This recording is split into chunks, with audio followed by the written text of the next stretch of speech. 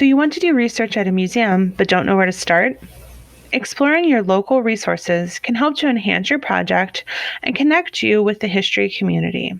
One resource is the Maryland Center for History and Culture, located in Baltimore City.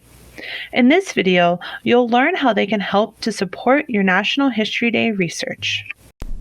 Hello, my name is Alexander Lawstein, and I'm the Museum Learning Manager at the Maryland Center for History and Culture. And it is great that you are doing a National History Day project this year, and the Maryland Center for History and Culture is happy to assist you throughout your project.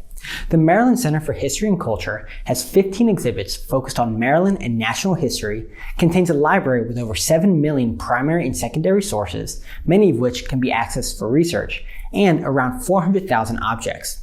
In this video, I will show you how to access many of our library and museum collection materials digitally, as well as provide a few research tips. The main tip I want to provide you with, and one that we really take to heart at the Maryland Center for History and Culture, is to choose a local National History Day topic. You may ask why we suggest choosing a local topic. Well, by choosing a local topic, you are first separating yourself from the crowd with a unique topic and providing judges with interesting local history that they might not know about.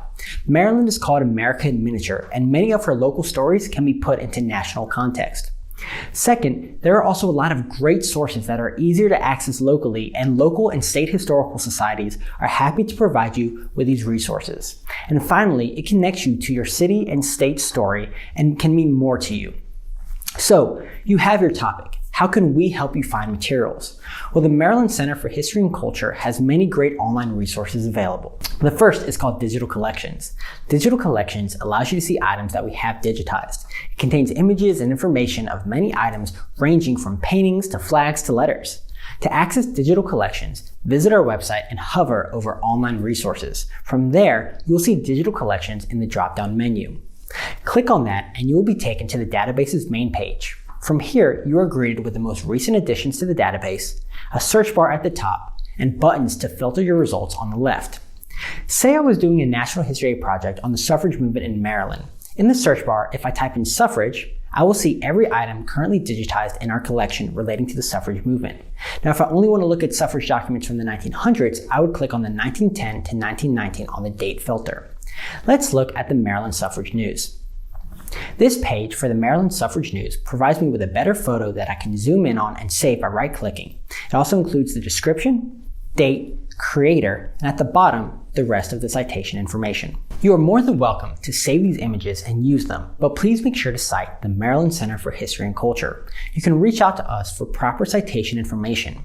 Collections Online is a great introductory search, but say you want to do a more in-depth dive. Where should you look? Well, there are two great places to look. I should note that the documents you will find in these places are not digitized, and you will have to schedule a research visit to access these documents. The first place is our library catalog. The library catalog can be found by hovering over Online Resources and clicking Library Catalog. The library catalog contains every item we have in our library collection. The best way to search is by using the simple search. So let's do a simple search for women's suffrage and see what we get. As you can see, we get 13 records ranging from primary to secondary sources. Let's select The History of Women's Rights in Maryland by Bessie Rich. By clicking on the source, you will be taken to its catalog page. Here you can see the author, title, summary, and most importantly, the call number. If you want to come in and research in the library, you will need the call number information for every document you want to access. You will also notice that it has 3 different clickable subjects. By clicking on this, you will be able to see every document that has a similar subject. To research in the library, you will need to make an appointment, which can be found by hovering over Library, selecting Plan Your Visit, and then scrolling down to schedule an appointment. The final place to search is our Finding Aid database. The Finding Aids can be found by hovering over Online Resources and clicking Finding Aids. Finding Aids are a list of every document in a manuscript box and tells you exactly what you will find when researching.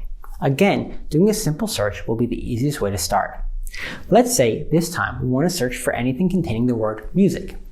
You will see that you will get hundreds of results. By clicking on one, such as the Star Spangled Banner sheet music collection, you will see information about the collection in the center of the page, and most importantly, on the right, everything in the collection. By clicking on one of the results on the right, you will see the document overview, its date, and other important information. You can also search within the collection.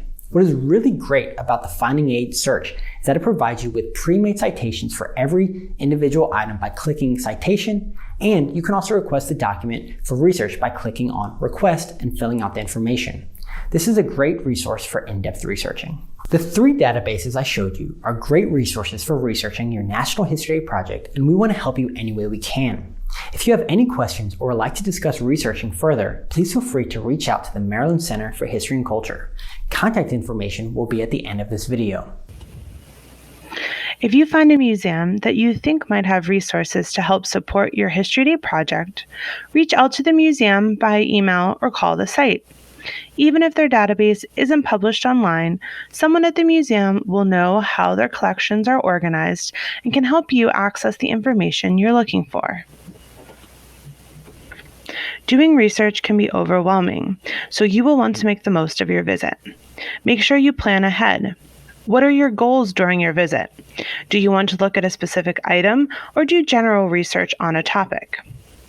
When planning your visit, speak to someone at the museum in advance so they can help provide more resources related to your topic. The museum staff can usually pull materials related to your research so they will be ready for your visit and save you time. Finally, be sure to ask if you can have permission to use images and digital copies in advance and learn how to properly cite your sources. We hope you feel a little more prepared to conduct research at a museum near you.